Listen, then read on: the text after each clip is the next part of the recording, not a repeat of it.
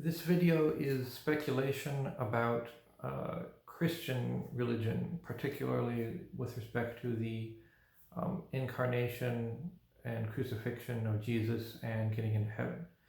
And it is based on my previous videos about God, one, what we know about God, and the other, speculation about God. So I think what I say here makes a lot of sense, and it turns the crucifixion into something that's actually logically necessary rather than something like a magic spell. But it is not really consistent entirely with the history of Christian thought, so I'll just put that out there right now.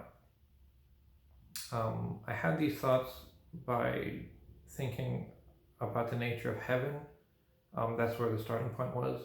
I thought that it seems like at least one minimum requirement by definition for heaven is that nobody's there who's going to be mean to you on purpose. It seems like if you're in a place and somebody's being mean to you on purpose, then that by definition is not heaven. Looking at my notes. So the natural conclusion is that mean people can't be let into heaven, otherwise it wouldn't be heaven anymore.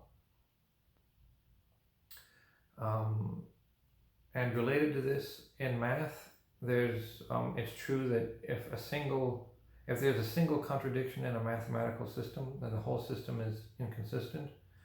So I can imagine that some system made by a human, like a constitution for instance, if there's some obscure contradiction or oversight or something, then it might take a long time for that obscure contradiction to make itself manifest and to destroy the whole system. But heaven is supposed to be forever. So if there's a single contradiction in heaven which is allowed to persist, then heaven will be destroyed. So in other words,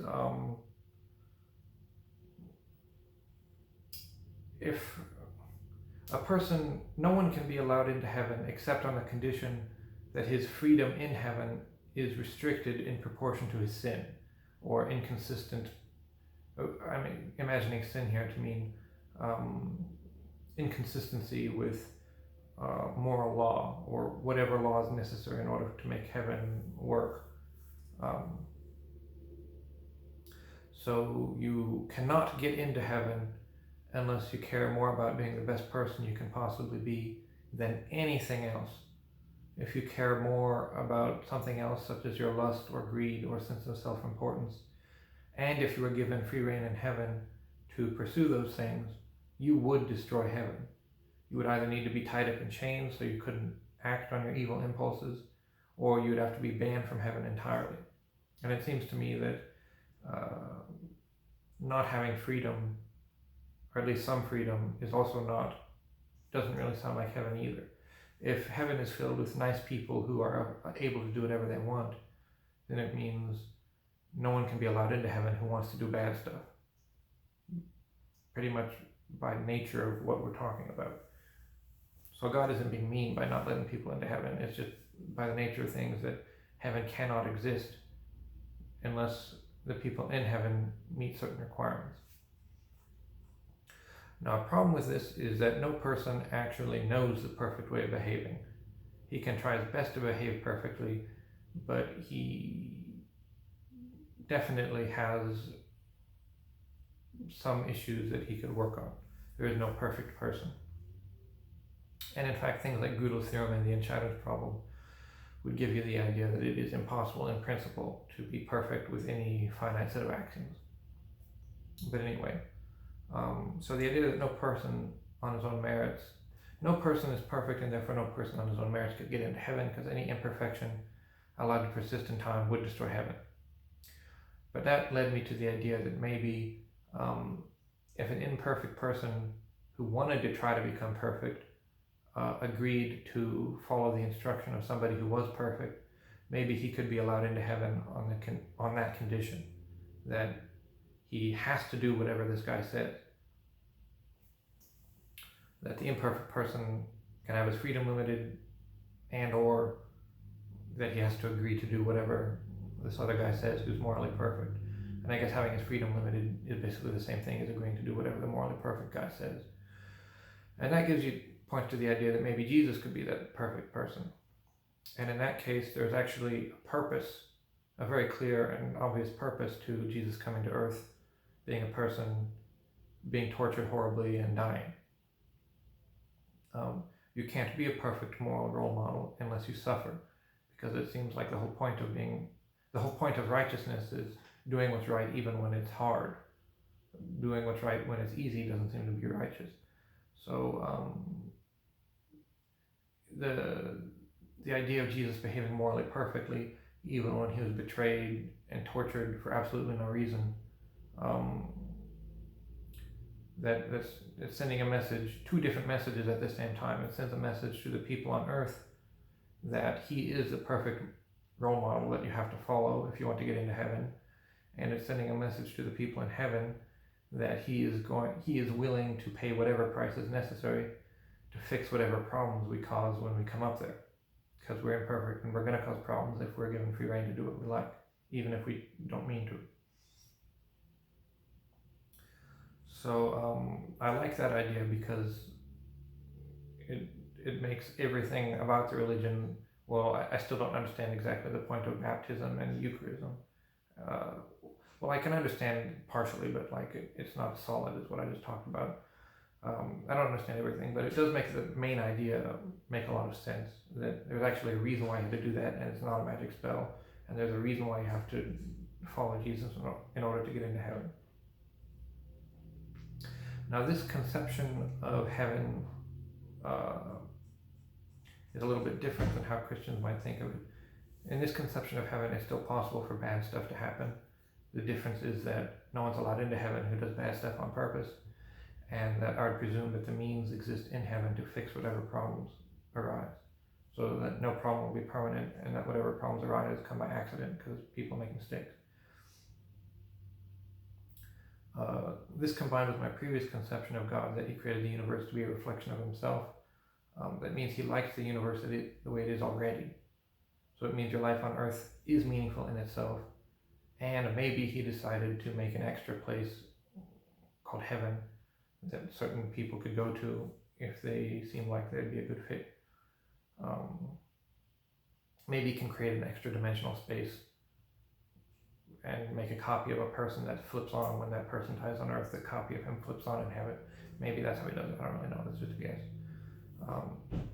And in this conception, there's really no reason for hell to exist. If people did arise spontaneously from evolution, then there's no reason to think that we wouldn't just be dead like a dog when we die. And why would God stop that from happening? If we're not suitable for heaven, he can just let that happen. And I think that is actually consistent with a certain interpretation I heard from the Bible. I heard that Jesus said that if you don't go to heaven, you'll be thrown into Gehenna, and that it was translated into Greek to mean hell, or like Tartarus or something. But what he really meant, but that concept didn't exist in Judaism. And Gehenna was actually a place where the bodies of criminals were thrown.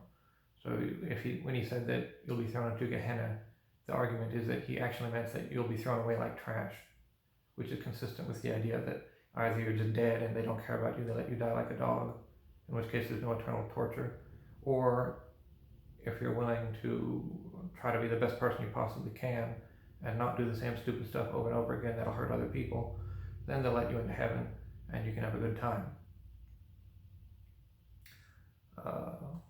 Yeah. And in this conception, there's actually no reason by necessity for God to clear up all the confusion about why there's so many different denominations and why he doesn't interact with us all the time. If reality existed to start with, at least in part, to spontaneously become more like God, then God doesn't want to interfere with his creation. He's happy with it the way it is. But it also means that there isn't any necessity in being in any particular denomination. I'm doing a YouTube video right now. I'll be done in a couple minutes. There isn't any particular necessity to be in any particular denomination, because the requirement for getting into heaven is willingness to repent and do better than you have in the past, which in this case is the same thing as being willing to follow the perfect moral example.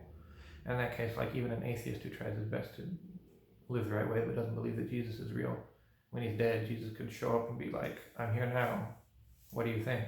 And the atheist, I guess the atheist could say oh, I was wrong. Yeah, of course I'll follow you. In that case, it would make sense that he would go to heaven. Although I guess if he were going to say no, then he wouldn't go to heaven. Or if he were going to say no and God knew he was going to say no, then maybe God just wouldn't ask him in the first place and just let him die.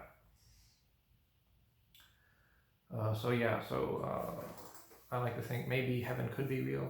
And actually, if God does exist the way I imagined before, it would make sense that he would want to create heaven, because I'll get to that in a minute.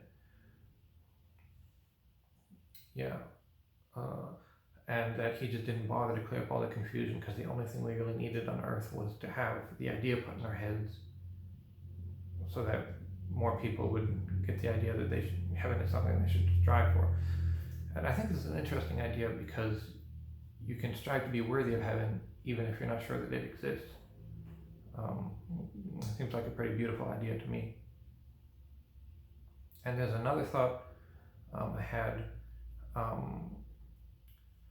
It seems to me like for a dog, for instance, there's not really much point in having an immortal dog, because there's only so many different ways a dog can play and eat and get belly rubs. A dog is incapable of going through infinite development. So maybe all the potential in the dog is fully realizable within the dog's lifespan. But it could be that a human really could potentially have infinite potential if he could just live long enough. There's an idea in computer science, I think, that you only need 3 logical operations to do everything that a computer could ever do, if you're able to stick those logical operations together in a chain. And I think that's what abstract reasoning is, the ability to put logical operations in a chain, to make patterns in a chain, or to make patterns out of patterns. And I think humans meet the minimum requirement for being able to do that we can put logical operations in a chain. And once you're able to do that, you can do an astonishing number of things, even with simple steps. So it could be maybe if we lived forever and we were willing, we could undergo infinite development. In which case it would make sense that the God who created the universe, he would think, well, what I created is already good, but these things popped up and it's a shame that they die, because they could do cool stuff forever if I made them immortal. But I don't really want to screw up what I already created, so I'll just make this extra dimensional space, and if they're willing to follow the rules in that space, then I'll let them in. Maybe that's what heaven's like. That's just my guess.